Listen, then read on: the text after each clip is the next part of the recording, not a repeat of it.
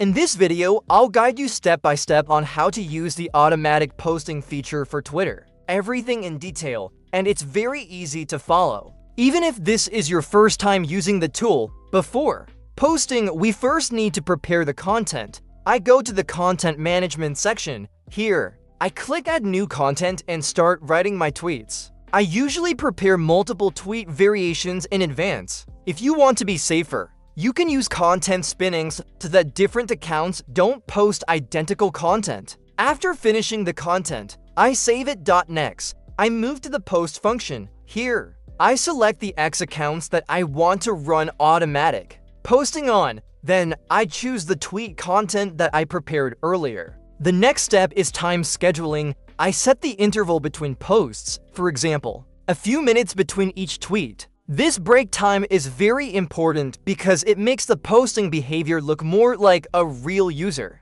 and helps avoid spam detection. After that, I set the number of running threads. If your accounts are still new, I recommend using fewer threads and not running too many accounts at the same time. For well-warmed accounts, you can gradually increase the number.